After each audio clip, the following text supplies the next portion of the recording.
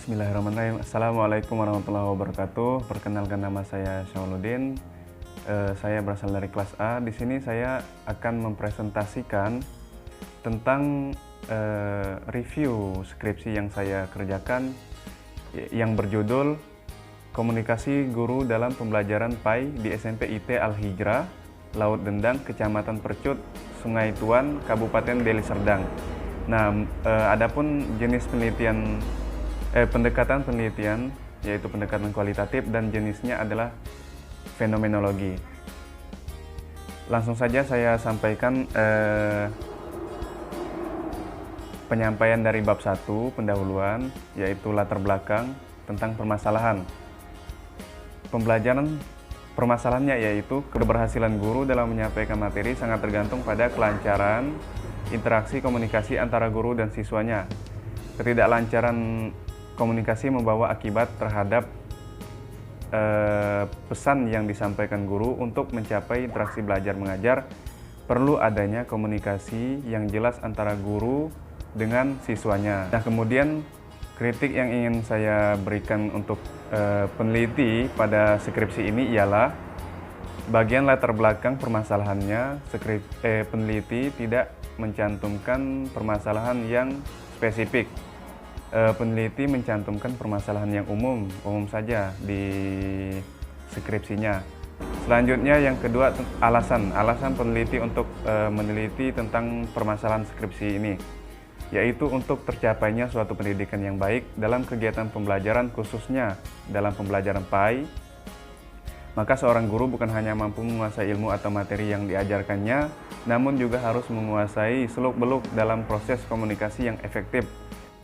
Selanjutnya data pra-penelitian. Nah, di sini saya mengomentari langsung saja karena tidak pada data pra-penelitian tidak tercantum. Maka komentar saya yaitu seharusnya peneliti mencantumkan data pra-penelitian agar dapat menjadi data atau bukti dari hasil penelitian sebelumnya atau data penelitian sebelumnya. Selanjutnya nomor 3, pertanyaan penelitian dan tujuan penelitian. Nah, di sini pertanyaan penelitian itu ada 3 dan tujuannya juga ada 3. Yang pertama, bagaimana proses komunikasi guru memotivasi siswa dalam pembelajaran PAI di SMP IT Al-Hijrah Laut Dendang.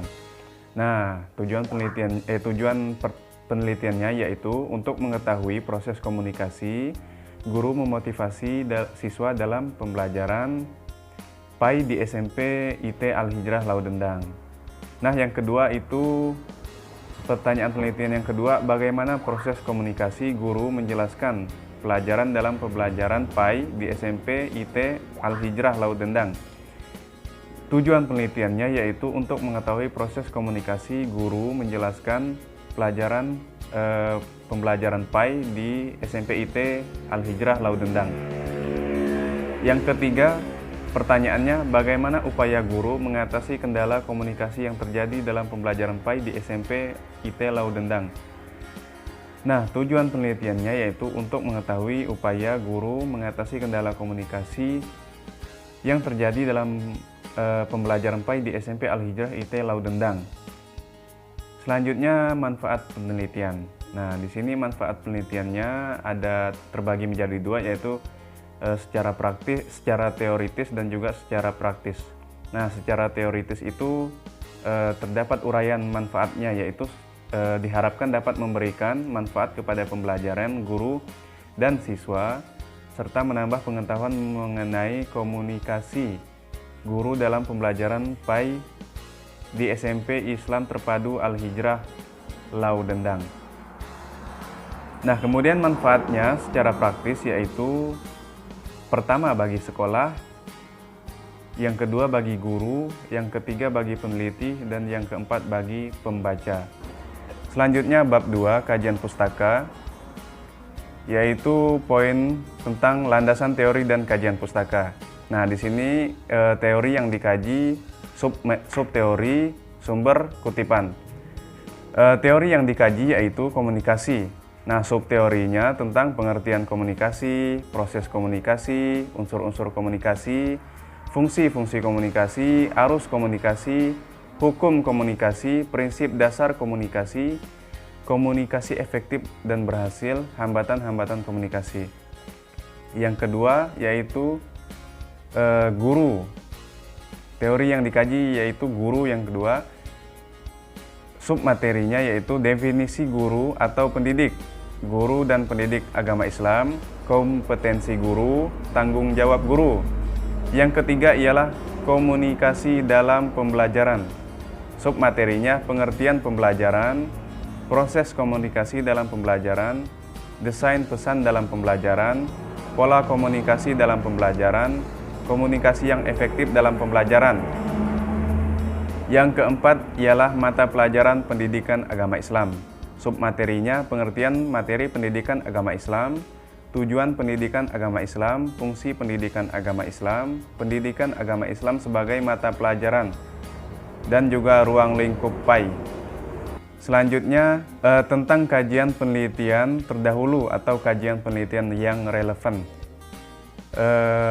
yaitu di sini tentang penelitian yang relevan.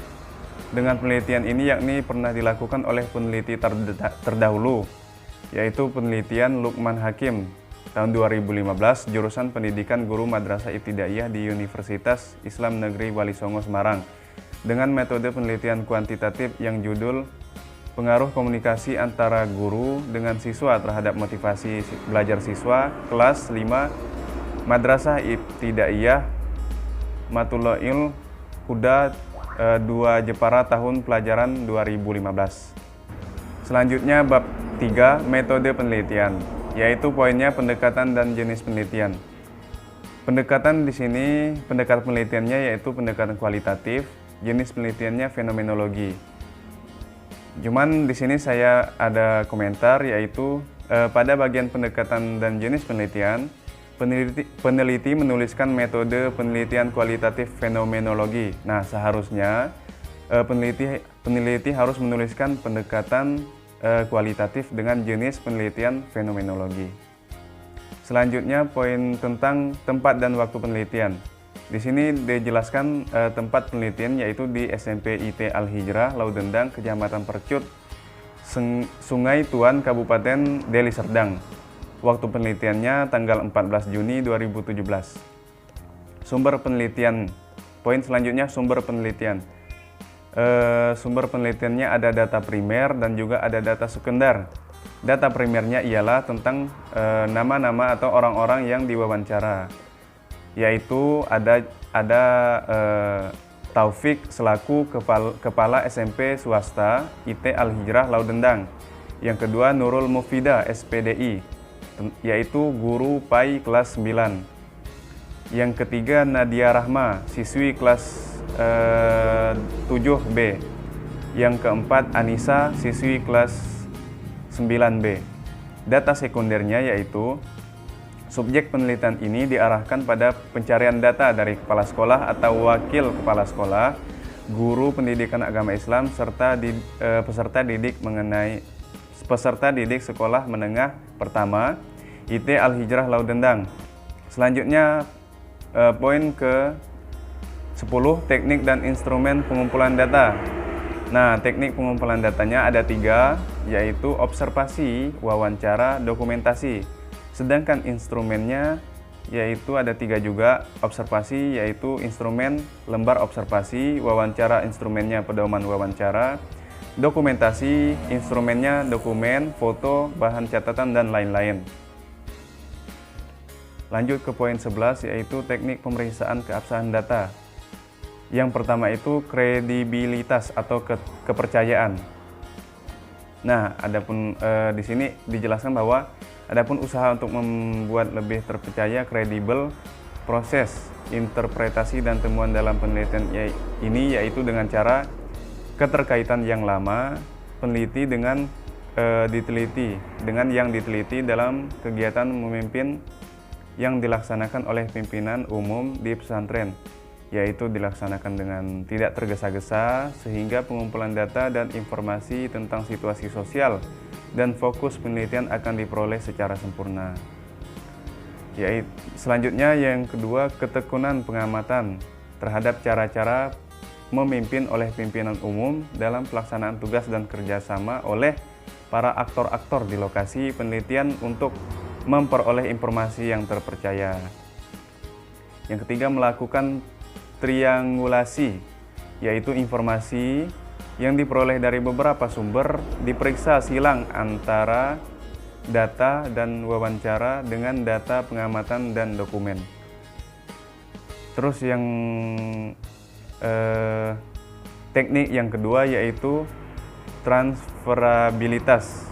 Nah, transferabilitas ini yaitu generalisasi dalam penelitian kualitatif, tidak mempersyaratkan asumsi-asumsi seperti rata-rata populasi dan rata-rata sampel atau asumsi kurva normal. Transferabilitas memperhatikan kecocokan antara fungsi unsur-unsur terkandung dalam fenomenologi atau fenomena, studi, dan lain-lain di ruang lingkup studi. Yang ketiga, tekniknya dependabilitas. Nah, dalam konsep ini dependabilitas identik dengan maksud saya reliabilitas atau keterandalaan. Dalam penelitian ini, dependabilitas dibangun sejak pengumpulan data dan analisis data lapangan, serta saat penyajian data laporan penelitian. Selanjutnya, teknik yang keempat, konfirmabilitas. Konfirmabilitas ini identik dengan objektivitas penelitian atau keabsahan deskriptif atau interpretatif. Poin yang kedua atau yang terakhir tentang teknik analisis data. Yang pertama ada reduksi data. Reduksi data merupakan kegiatan merangkum, memilih hal-hal pokok, memfokuskan pada hal-hal yang penting dan mencari tema dan polanya. Yang kedua tekniknya adalah paparan atau data penyajian data. Data penelitian ini disajikan dalam bentuk uraian yang didukung dengan matriks jaringan kerja. Dalam hal ini, Miles dan Huberman mengatakan yang paling sering digunakan untuk menyajikan data dalam penelitian kualitatif adalah dengan teks yang bersifat naratif. Selanjutnya, teknik yang ketiga, penarikan kesimpulan dan verifikasi. Penarikan kesimpulan merupakan hasil penelitian yang menjawab fokus penelitian berdasarkan hasil analisis data. Kesimpulan yang disajikan dalam bentuk deskriptif objektif penelitian dengan berpedoman pada kajian penelitian. Setelah data disajikan, yang juga dalam rangkaian analisis data, maka proses selanjutnya adalah penarikan kesimpulan atau verifikasi data. Proses verifikasi ini dalam hal ini adalah tinjauan ulang terhadap catatan lapangan, tukar pikiran dengan teman sejawat, atau mengembangkan kesepakatan intersubjektivitas. Baik, sekian penyampaian dari saya, kurang lebihnya saya mohon maaf. Terima kasih. Assalamualaikum warahmatullahi wabarakatuh.